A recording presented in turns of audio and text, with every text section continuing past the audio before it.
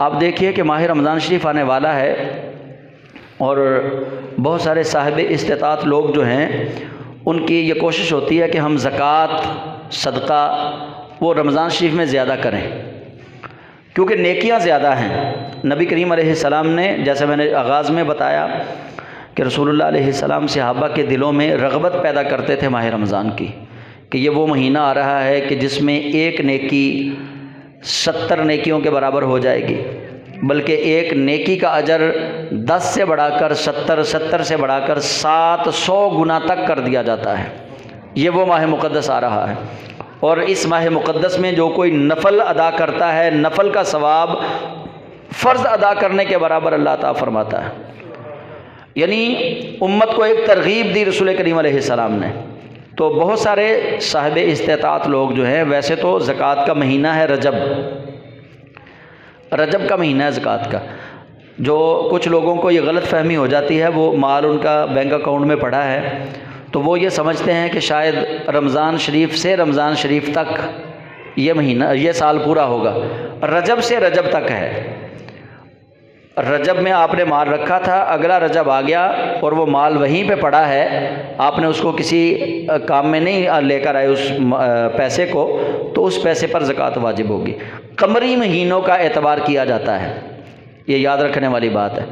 قمری مہینوں کا اعتبار کیا جاتا ہے، دوسرے مہینوں کا اعتبار نہیں کیا جاتا۔ اگر قمری مہینوں کے مطابق سال پورا ہو گیا اور عیسوی مہینوں کے مطابق سال پورا نہیں ہوا تو زکوٰۃ فرض ہو گئی، زکوٰۃ واجب ہے، زکوٰۃ دینی پڑے گی۔ تو بہت سارے لوگ ماہ رمضان شریف میں زکوٰۃ دیتے ہیں۔ زکوٰۃ بہرحال فرض ہے، وہ آپ پہلے بھی دے سکتے ہیں ایڈوانس میں۔ ایک شخص ہے، وہ اپنی دکان پہ بیٹھا ہے، اس کو پتہ ہے کہ 2-4 گھر ایسے ہیں جو مستحق زکوٰۃ ہیں، کریانہ سٹور والے ہیں یا دیگر جو ضروریات زندگی کی چیزیں فروخت کرنے والے دوست ہیں۔ وہ زکوٰۃ کی نیت سے لوگوں کو راشن سارا سال دیتے رہے اور وہ حساب اپنے پاس لکھتے رہے کہ ہم نے یہ راشن دیا فلاں گھر کو، یہ راشن دیا فلاں گھر کو۔ آخر پہ حساب کیا تو وہ 2 لاکھ روپیہ بن گیا کہ 2 لاکھ روپے کا راشن ہم نے زکوٰۃ کی مد میں پہلے ہی لوگوں کو دے دیا ہے، اور ان کی زکوٰۃ جب انہوں نے حساب کیا تو زکوٰۃ بنی 3 لاکھ، تو 2 لاکھ روپیہ زکوٰۃ کا وہ ادا ہو چکا۔ ایڈوانس میں بھی آپ زکوٰۃ کے پیسے دے سکتے ہیں۔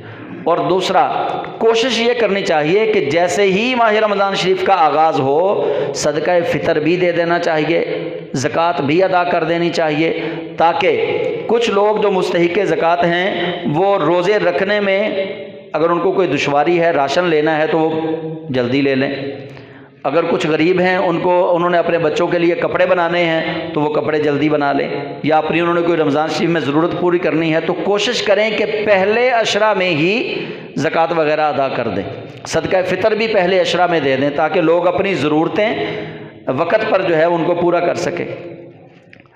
آخری عشرے کا انتظار کرنا یا عید سے پہلے انتظار کرنا، آپ کی زکوٰۃ تو زکوٰۃ ہی ہے، وہ آپ پہلے دے دیں، وہ آپ بعد میں دے دیں، یہ آپ پر واجب رہنی ہے۔ کچھ ایسے ہیں کہ جن پر زکوٰۃ تو واجب ہو چکی، مال پڑا ہوا ہے لیکن مال وہاں سے اٹھا نہیں سکتے، کسی نے پلاٹ لے کر چھوڑے ہوئے ہیں، کسی نے گاڑیاں لے کر رکھی ہوئی ہیں کاروبار کے لیے، تو ان سارے مال پہ جو کاروبار کے لیے گاڑیاں ہیں ان پہ بھی زکوٰۃ ہے، جو رہائشی مکان لیے ہوئے ہیں کرائے پر دینے کے لیے ان کے کرائے پر زکوٰۃ ہے، جو پلاٹس لیے ہوئے ہیں بیچنے کے لیے ان پر زکوٰۃ ہے۔ آپ کا اپنا گھر چاہے 2 ارب روپے کا کیوں نہ ہو، اس پر کوئی زکوٰۃ نہیں۔ آپ کی اپنی سواری چاہے 5 ارب کی کیوں نہ ہو، اس پر کوئی زکوٰۃ نہیں، ٹھیک ہے نا۔ آپ کی سواری جتنی مرضی مہنگی ہو، گھر جتنا مرضی مہنگا ہو، اس پر زکوٰۃ نہیں ہے۔ جو کاروباری پرپز کے لیے چیزیں لی ہوئی ہیں، وہ گاڑیاں ہوں، وہ آپ کے پلاٹس ہوں، وہ مکان ہوں، وہ آپ کا کریانہ کا سٹور ہے، وہ آپ کا میڈیکل سٹور ہے، اس کی ساری جو چیزیں ہیں ان کی قیمت کا تعین کیا جائے گا۔ اور قیمت، اب پلاٹس کی قیمت جو ہے وہ جیسے ہی آپ پلاٹ بیچیں گے تب اس پر اس کی قیمت جو پیسے ہوں گے ان پر تب زکوٰۃ واجب ہوگی، ان میں سے زکوٰۃ دینی ہے آپ نے، لیکن دینی ضرور ہے۔ یہ نہیں کہ زکوٰۃ آپ نہیں دیں گے تو معاف ہو جائے گی، زکوٰۃ دیں گے آپ ضرور۔ تو اسی طرح ماہ رمضان شریف میں نیکیاں کمانے کا سب سے بہترین ذریعہ یہ ہے کہ آپ پہلے عشرے کے اندر ہی اپنے مسلمان بھائیوں کی، مسلمان رشتہ داروں کی ضروریات جو ہیں ان کو پورا کر دیں۔ اب ماہ رمضان شریف میں بہت سارے دوست ہیں جو زکوٰۃ و خیرات کرتے ہیں، تو یہ میں اکثر حضرت ابوبکر صدیق کا واقعہ سناتا ہوں۔ اگر آپ کے رشتہ داروں میں بہن ہے، بھائی ہے، خالہ ہے، پھپھو ہے، یا کوئی قریبی جو رشتہ دار ہیں آپ کے خونی رشتہ دار، اولو الارحام جن کو قرآن پاک میں کہا گیا ہے، ذوی القربا جن کو قرآن پاک میں کہا گیا ہے، اگر ان میں کوئی زکوٰۃ کا مستحق ہے اور آپ اس سے نہیں بولتے، آپ اس سے بولتے نہیں ہیں، کوئی جھگڑا ہے یا کوئی خاندانی لڑائی ہے، لیکن آپ اس سے بولتے نہیں ہیں، وہ پھر بھی آپ کی زکوٰۃ کا مستحق رہے گا۔ حضرت ابوبکر صدیق رضی اللہ تعالیٰ عنہ اپنے ایک رشتہ دار کو صدقہ و خیرات دیا کرتے تھے۔ ام المومنین سیدہ عائشہ صدیقہ رضی اللہ تعالیٰ عنہ پر جب تہمت لگی تو وہ رشتہ دار تہمت لگانے والوں میں تھا۔ آپ کی بیٹی پر، ام المومنین سیدہ عائشہ صدیقہ پر تہمت لگانے والوں میں سے تھا۔ حضرت ابوبکر صدیق نے اس کو، جو آپ اس کی خدمت کرتے تھے نا، وہ بند کر دی۔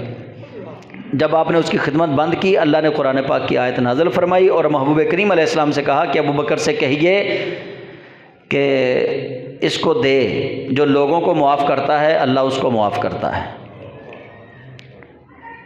یعنی آپ رشتہ دار کا بے شک نہیں بولتے، آپ بے شک ناراض ہیں، لیکن آپ کی زکوٰۃ کا وہ مستحق ہے۔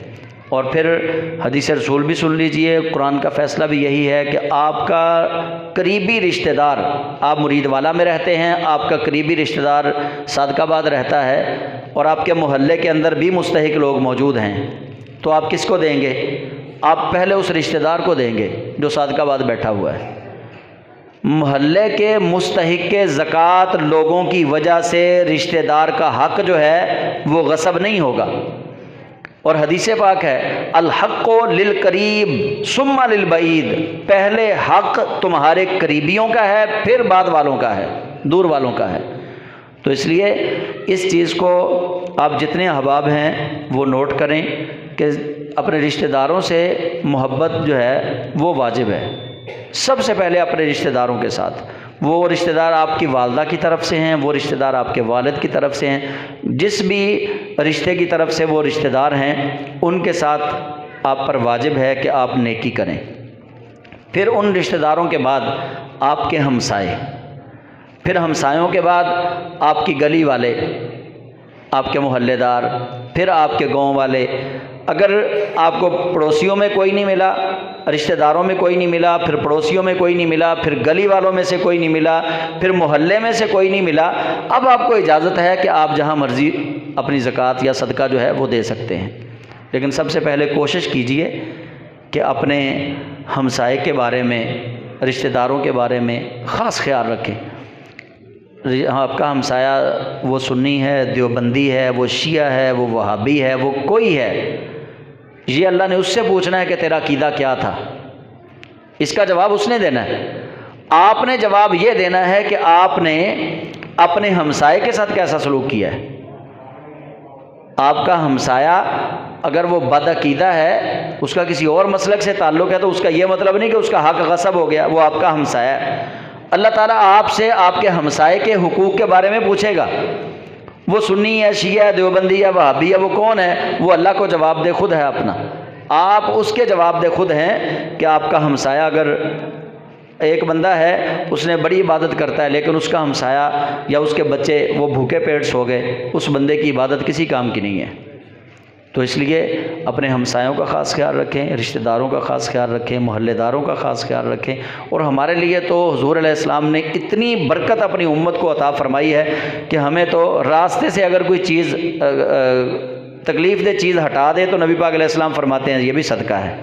اور کوئی مسلمان اپنے دوسرے مسلمان بھائی کی طرف دیکھ کر مسکرا دے، حضور علیہ السلام نے فرمایا یہ بھی صدقہ ہے۔ تو اس لیے یہ صدقہ کرتے رہا کریں۔